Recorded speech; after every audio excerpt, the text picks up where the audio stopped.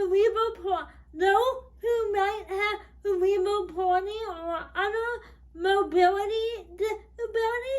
Well, hello, my name is Anna, and I am a 20-year-old living with cerebral palsy, and today we are going to talk about the top key reason why the winter must or the hardest to admit to when you have a mobility disability, as well as some of my top tips for surviving the winter with a disability, specifically cerebral palsy.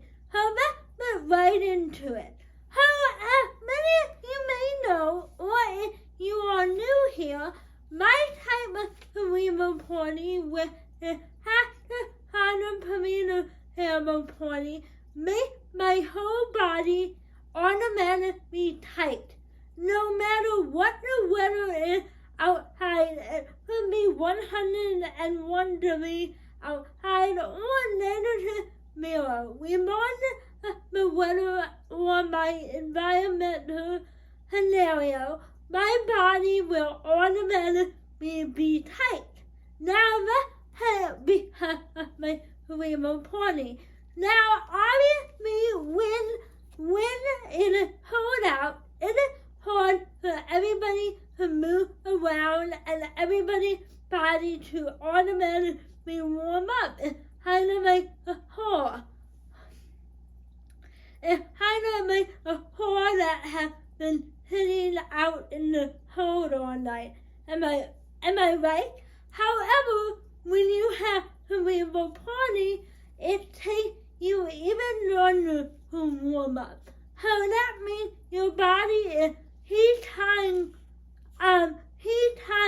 the amount of tightness that it normally would be in winter heating, making it harder for you to get up in the morning and move around and do your daily activity as you normally would if it was hot out or warm out or heat out, not so cold. So that's the barrier that winter has for those with cerebral palsy.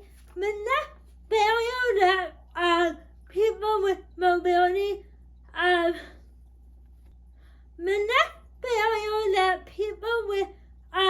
mobility disability have when it comes to winter weather and winter heating would have to be all transportation, because believe it or not, many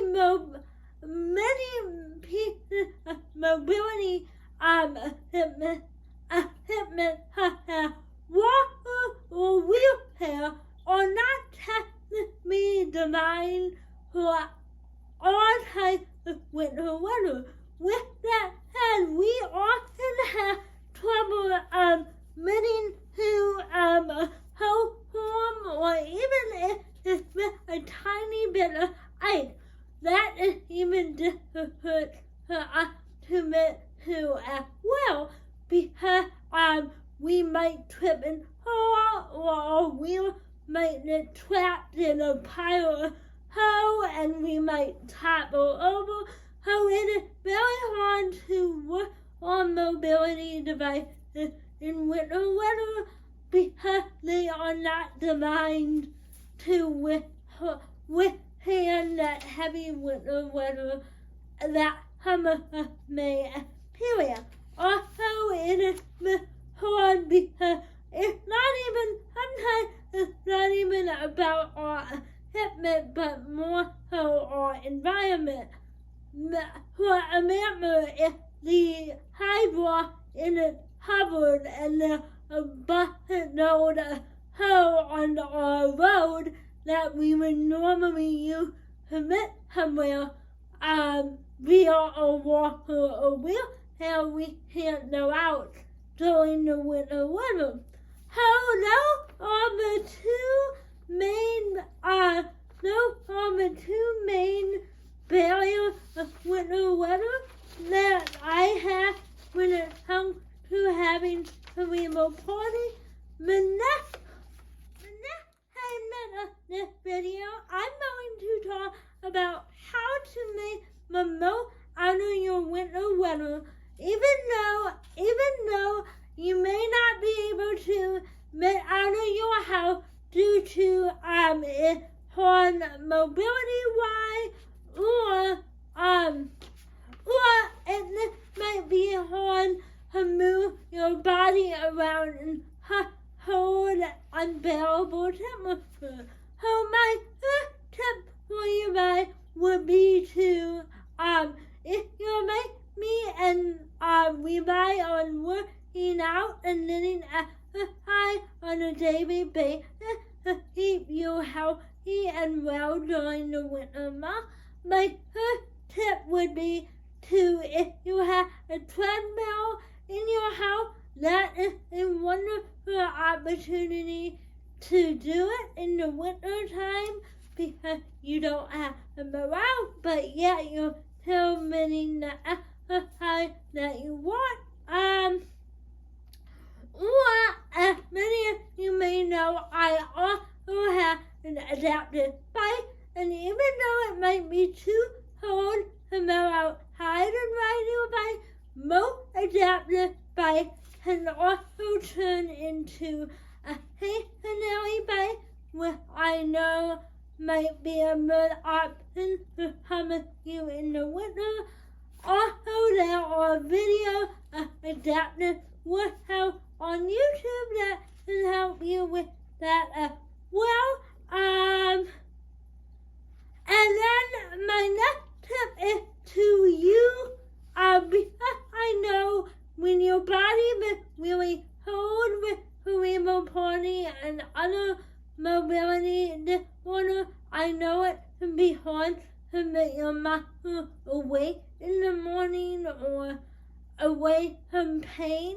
So my next tip for you guys would have to be during the winter months, it is a good idea to use heating pads to help warm your muscles up and eliminate some of the pain that you might be having due to the cold weather. The next tip I have for you guys is play indoor activity. So if you're I'm a person that really likes to go out with people whenever the weather allows me to, but I also don't like to isolate myself because my walker might not be able to work in the winter weather. So I have decided that a good alternative to going out with him during the winter weather season would have to be to play a board game or draw or go to the or watch a movie, maybe bake some cookies, pick indoor activity. That way, even when your mobility equipment is not working, you're not completely isolating yourself. My math tip for you guys is to, if you do absolutely have to go out or want to go out, is to dress in layers. Because if there's one thing I have learned from having cerebral palsy for 20 years, is that even when it's 20 degrees out, if you are walking outside, you will probably get really, really hot because, as many of you probably know, having cerebral palsy means that your body has to work extra hard to accomplish daily living tasks such as walking, so that makes you extra warm when you are working out inside or outside. So if you dress in layers, you can take off a layer at a time when you get hot, but at the same time you won't be underdressed and risk being hard because you weren't able to draft an appropriate letter. So I hope this video helped you in some way. Provide the